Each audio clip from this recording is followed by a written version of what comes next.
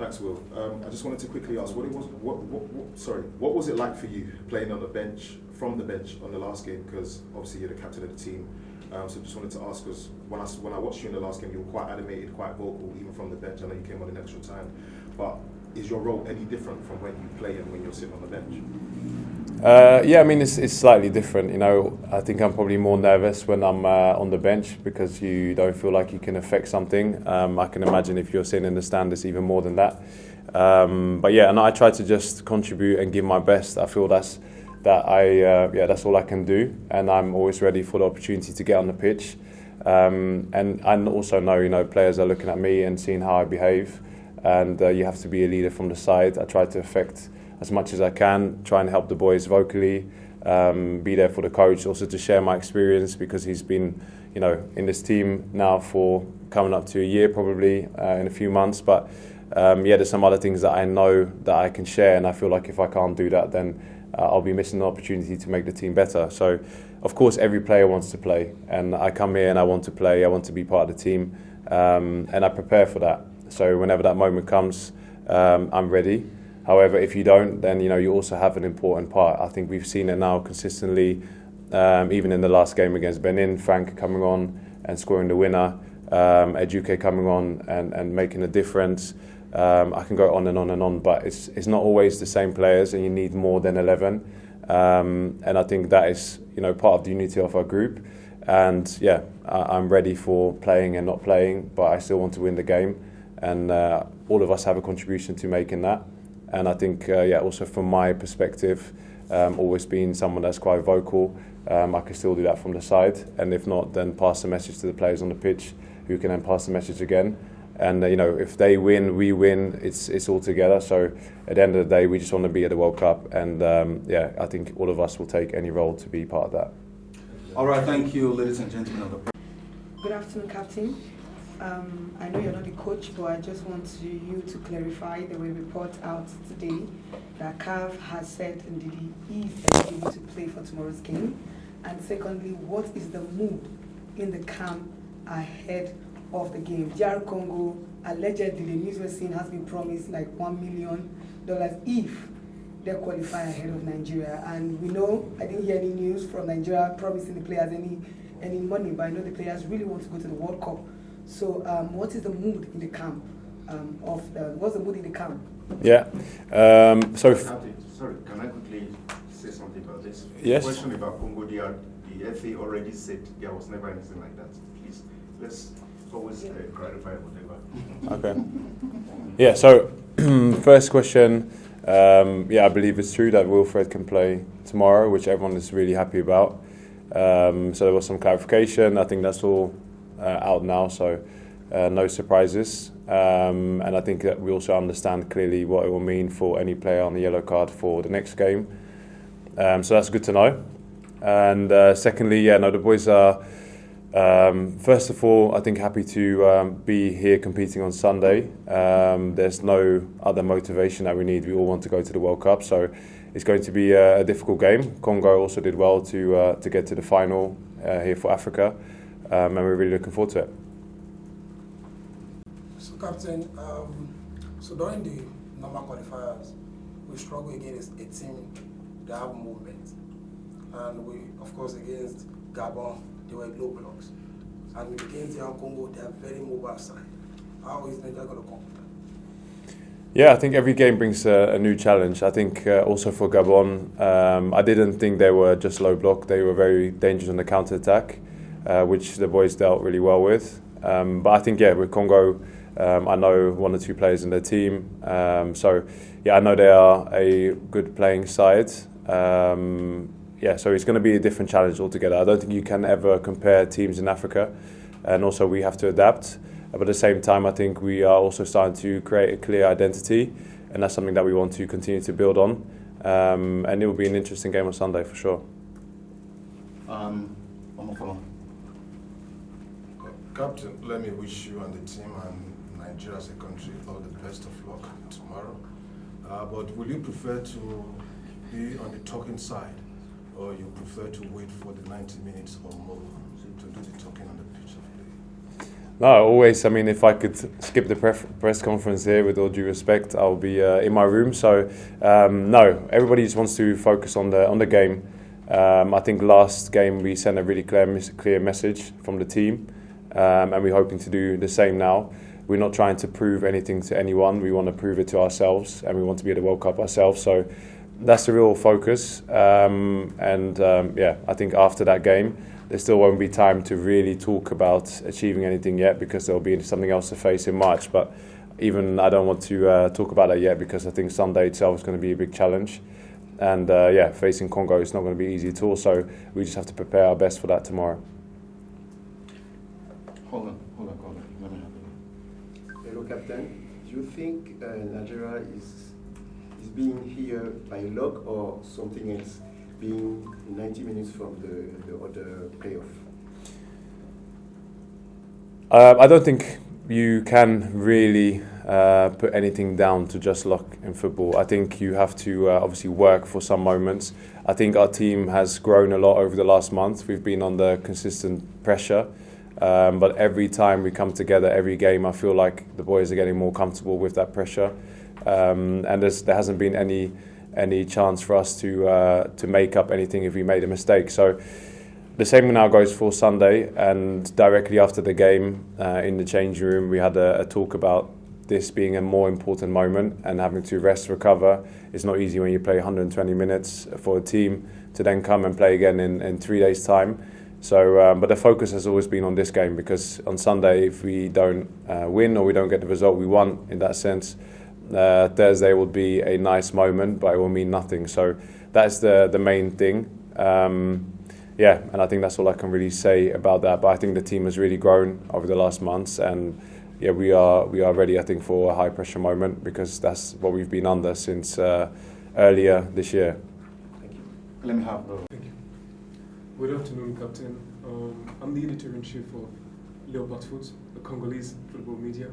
A lot of people think about forwards when it comes to Nigeria's strengths, but as the captain of this team, what would you say is the X factor that led you to those playoffs after a very difficult start?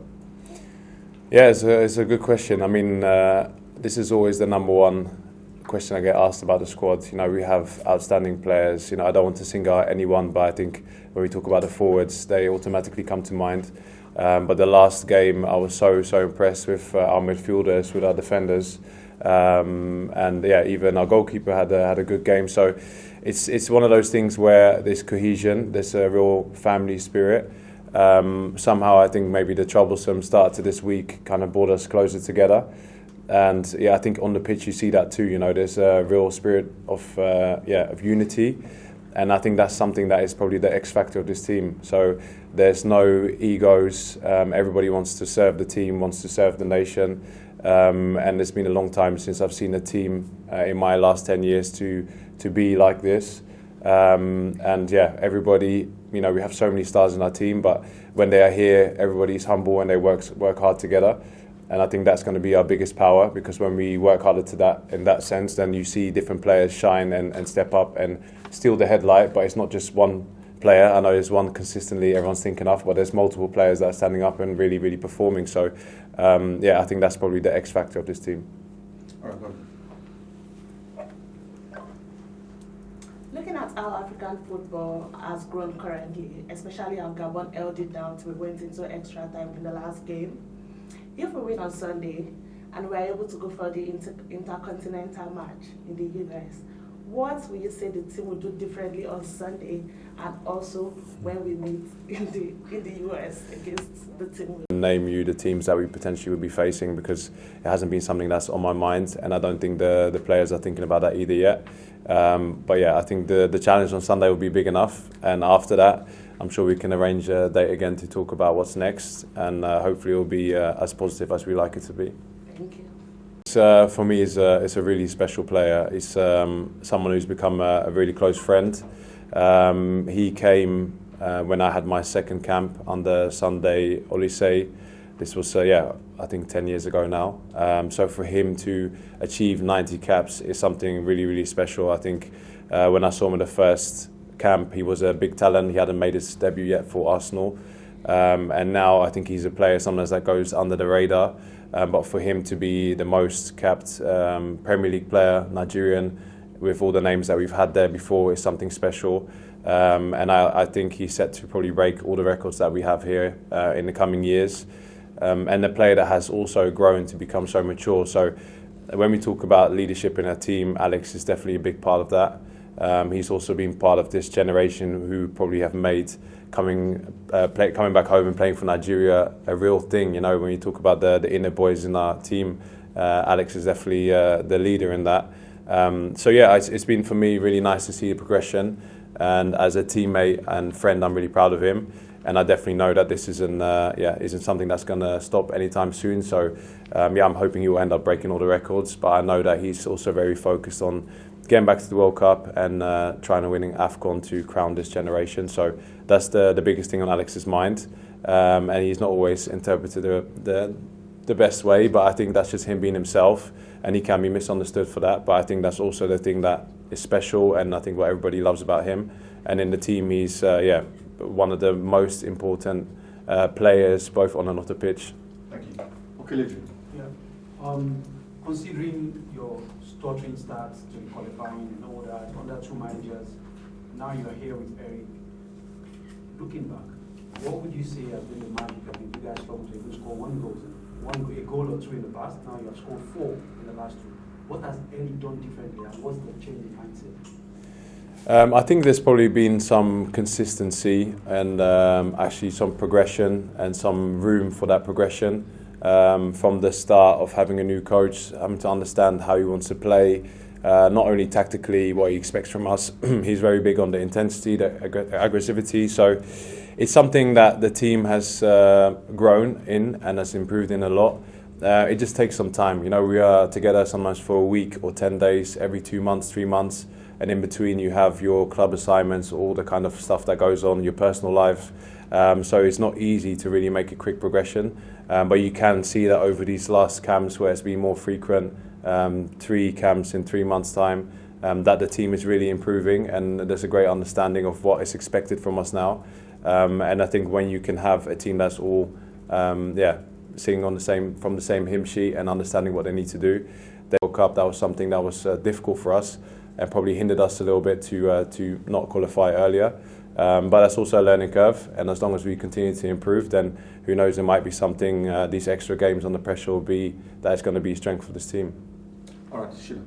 All right, Skipper, thank you very much. And to you, one question. First, I'm talking about Victor Osimhen, 5 goals in 2 games. And I want to ask that what has it brought differently to the Super Eagles when you compare him with other strikers you've played with in the team? And second, do you feel you are having extra responsibility leading the team against Congo in the winner takes all clash? Thank you. I mean, like I said, I don't always feel comfortable just singling out players. I mean, you asked me now, so yeah, Victor is a very special player for me. He's the best forward in the world right now, and I can't just put that down to the last goals that he scored over these last 2 games, because I think consistently he's brought so much to the team for the last 2-3 years of him probably being the main forward for Nigeria. And also going back to his first camp with us, being in 2019 in the AFCON, he's gained some great experience, but he's been the same player that has been so hungry from the start. And I think now, his confidence has grown, he's perfected his skills, but the actual thing that makes Victor, for me, as a standout player, is his hunger and determination, which is something that he had from day one and probably has been part of his upbringing and who he is as a person. So it's great to have a player like that in the team. He's also growing into be an important player and leader in the team, and I think his legacy will be big for Nigeria. But yeah, he needs other players around him. He's not playing alone, and I think sometimes that's also forgotten. But yeah, he's done very, very well. And for me personally, that's the second part of your question. No, nothing changes. For me, it's another important game, another honour to be part of this team. I try to enjoy every moment. I don't take anything for granted, because you never know how long you will be somewhere. And yeah, no, I feel like I thrive under the responsibility, but it's shared with my teammates. and it's great to see that in this generation now we've got different leaders and people stepping up. I think Wilfred was a fantastic captain in the game, now just gone a couple of days ago, and like I said, I'm really happy that he's going to be playing on Sunday. All right, last question. The ambition of every professional footballer is to play at the FIFA World Cup. How much is that tonic, propelling the entire group? Yeah, it's something that we speak about. It's the experience that all of us want to have. From 24 players that are here, if you look at the pool of players that the coach can choose from, probably is over 100 players that are in and around the Super Eagles team. Currently now we only have 3 that have played at the 2018 one. Everybody wants to have that experience, and for me, I would love to have that moment again. It's one of those things that is a highlight in my life, my career, and you dream of having another chance to improve the things that maybe didn't go as well, but also just to enjoy that moment, because it's a highlight for any athlete to be on the world stage. So that goes without saying, and I think that is definitely the biggest driving point for our team. Sometimes there's misinterpretations about what motivates this team, but we are all here because we want to be on the world stage, and the World Cup is the pinnacle, and that's the thing that we think of every night before we go to sleep, and it's a dream that we want to make reality. All right.